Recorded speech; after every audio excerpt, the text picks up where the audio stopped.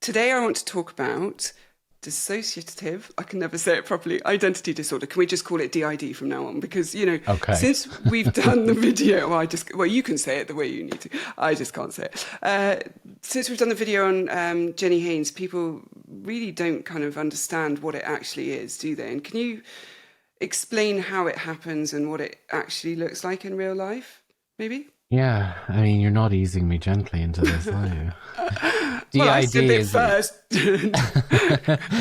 DID is one of those things everyone thinks they understand because they've seen a film about it. And the truth is far less theatrical and far more tragic, So DID is what happens when a child's sense of self is being built and someone keeps smashing through the scaffolding. That is a bleak image. Oh, it is, absolutely. Because normally, as children grow, all of their experiences knit together into one continuous identity. So every memory, every feeling becomes part of the same story. But if a child's living in constant fear, violence, sexual abuse, relentless neglect, the brain can't knit, so it shreds. So it separates the unbearable parts off into little sealed rooms. Kind of like a mental filing system, that bit's too painful, let's go and store it somewhere else, right? Yeah, exactly. Okay. It's dissociation taken to the extreme. So the mind disconnects so it can survive. Everyone zones out now and again. We all do it. That glassy motorway stare where you've got into the car to drive home and you arrive home and go, how the hell did I get there? I don't remember that journey. That's dissociation. But in DID, the mind learns to switch off entire experiences. So the child's awareness fragments, and those fragments essentially become very distinct identity states. Right. Very clever in a way, isn't it? But they're not pretending to be different people, are they? They're different states of the same person, kind of cut off from one another. Yeah, exactly that. Right? Each of those states we call alters, right?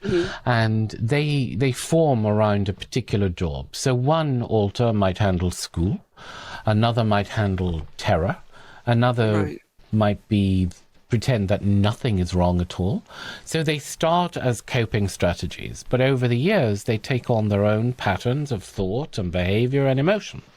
Right, and that only happens when the trauma's early and constant? Yes, before adolescence, when personality is still under construction. The younger the child, the more plastic the brain, and the easier it is for an experience to carve those divisions. Right. And if you add in repeated abuse, now I'm not just talking abuse, there are different levels of abuse. Of course, I'm talking brutal abuse, and the lack of any safe adult in the vicinity. And you've got the perfect storm for dissociation to become permanent.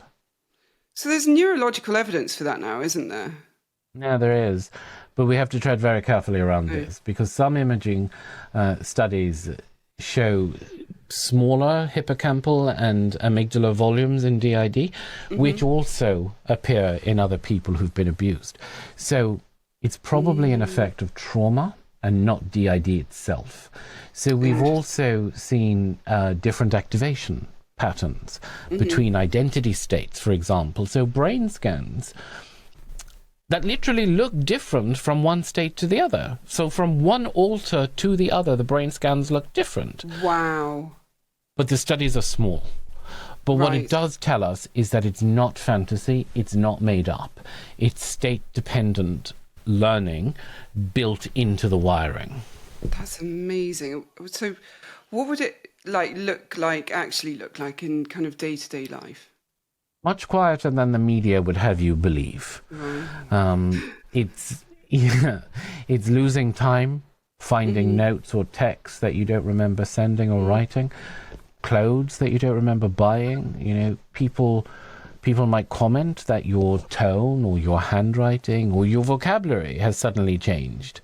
And to an outsider, it can seem like moodiness, to the Right. person.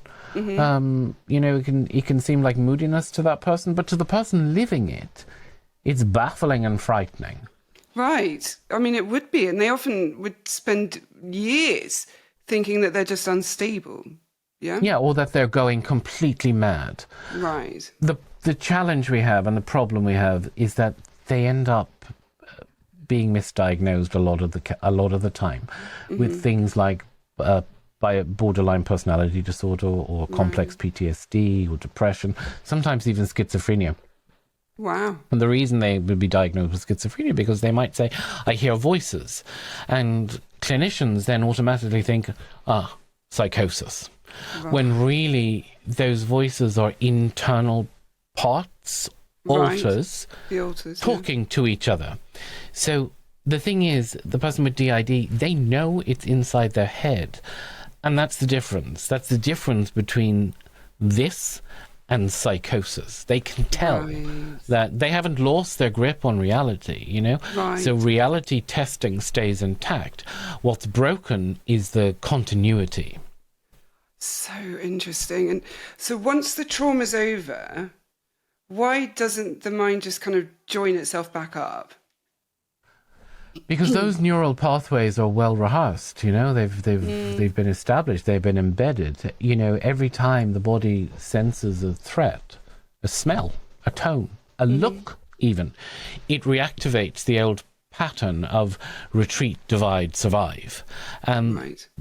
The brain just doesn't get the memo that the abuse is over and you're now safe.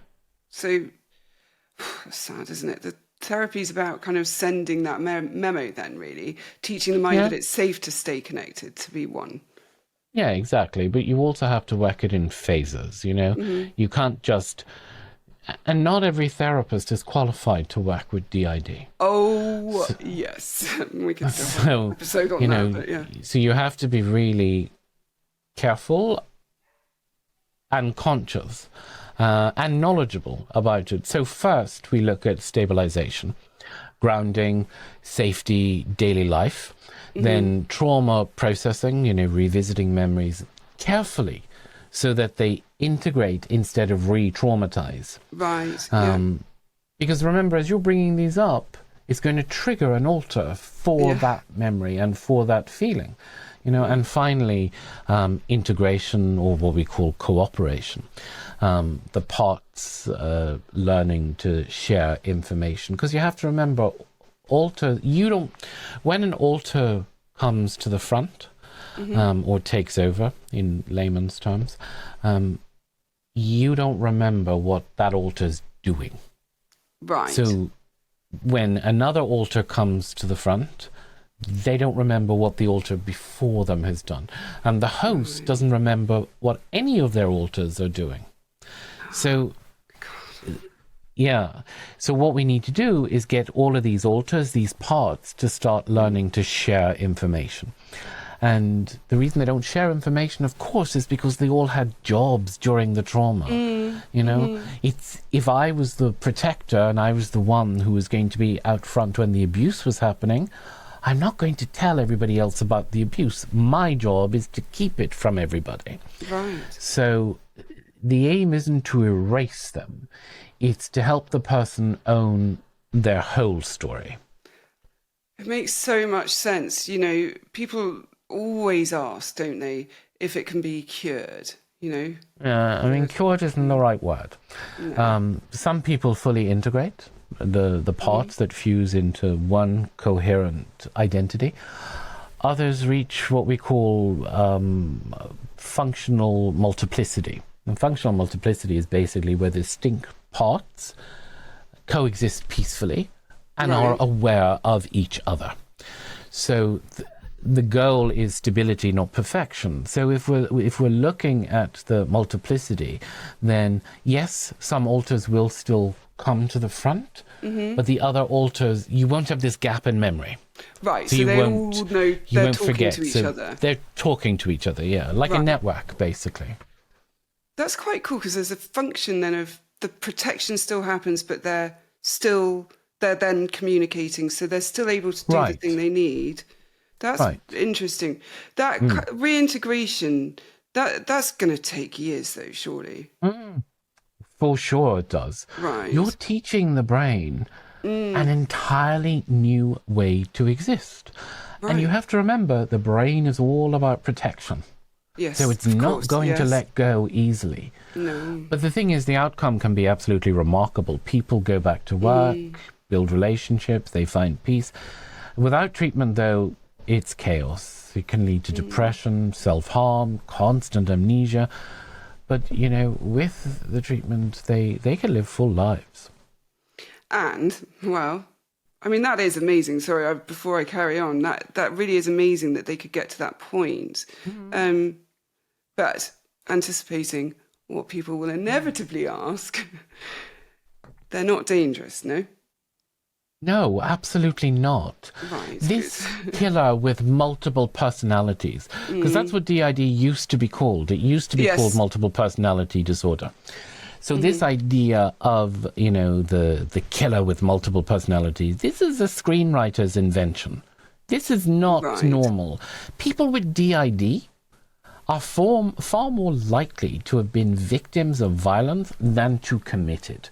Remember, DID happens because of extreme abuse, chronic abuse. And I'm using chronic in the clinical term. Yeah, I get it, yeah. Which is I just get it, but I understand maybe others don't. Unimaginable abuse. Well, you only have to look at the Jenny Haynes video to see what we're talking about, you know? Yeah. Because at its core then, DID isn't about madness. It's about the mind doing something, as I said earlier, absolutely extraordinary to keep a child alive and protect their psychological stability, integrity almost. Yeah. I mean, people with DID are not mad in the sense that we would think of it. The mind divides to survive. So the job of therapy is to help it realize it no longer has to. Something wrong with you. You're going very soft in your old age. What's going on? I'm a bit concerned. We won't talk about that. It will ruin my reputation.